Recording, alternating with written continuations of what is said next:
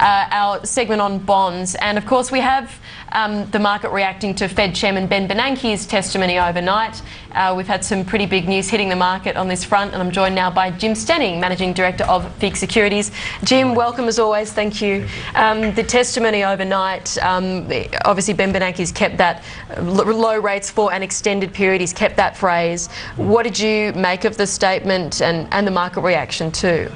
Yeah, well, I think it was sort of a read my lips. Rates are not going up for the foreseeable future. So I think what's happened is that through the FOMC minutes, and we recently we've had some good stats. We've returned to growth in the US. People are starting to, particularly with the movement of the discount rate last week, people are starting to get a little bit nervous that this is a harbinger of increasing rates. I guess what we learnt last night is that realistically all of these other stimulus measures need to be withdrawn before they even think about increasing rates. We see that inflation isn't a threat.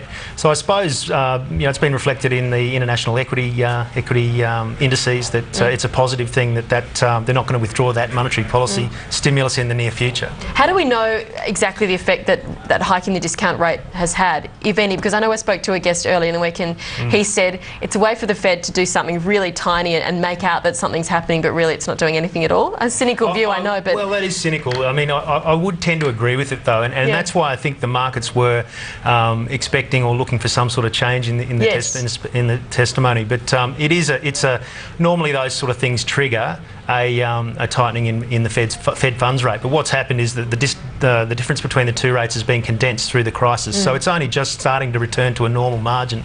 It's punitive for banks to discount securities at the discount rate.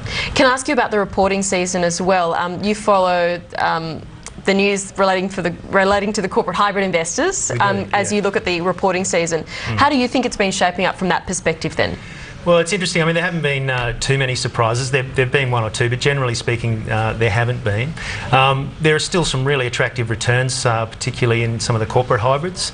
Some of the trends that we're starting to see is that obviously those issuers that are highly regulated, like the banks and insurance companies, are calling their hybrid issues or their subordinated debt in listed and unlisted around the world. But the corporates are starting to what's called step up their or not repay on the first call date. Now that's an interesting trend because that is actually a cost of funds consideration, whereas if you're highly regulated and use this market very often, you need to come back and drink at the well. So investors need to get their money back and see that they're likely to get called at the relevant call date. So we're starting to see recent corporates step up dates. They're starting to pay the higher margins rather than repay the funds. Okay, take us through some of the ones that you really felt were highlights, I suppose, in the past week or so. Guns came out with a shocker result. Yes. What did you make of it in terms of, again, from that perspective of the corporate hybrids investors? Well, the way the market, that particular hybrid has reacted, it's sold off sharply. One thing about this particular issue is that that they've said that they've suspended dividends for the ordinary shares, but they hope to resume the payment of dividends in the second half.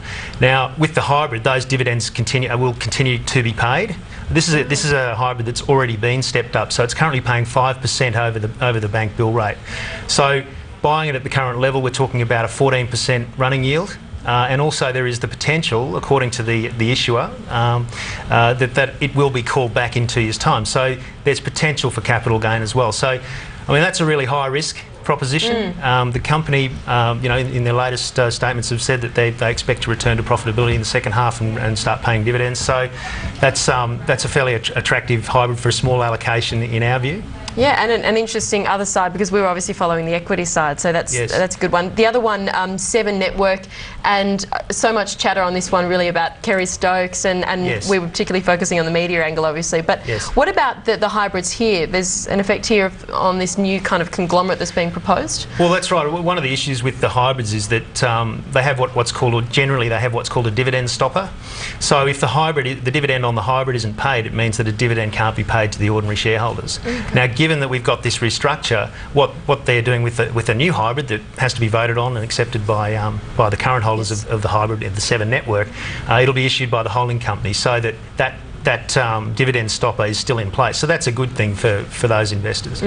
And what about whether you think that's a good deal or not, I suppose? Well, it will step up. It'll step up in May, and that's a 4.75% coupon above the 180-day bank bill rate. So given it's trading at a reasonable discount, that's a double-digit return for a fairly secure credit at the current time. Okay, and Multiplex is the other one that we want to ask you about. And the result here, a loss, obviously. How did you view this one? Well, that's right. But I think underlying earnings are looking favourable, and this particular security will step up as well.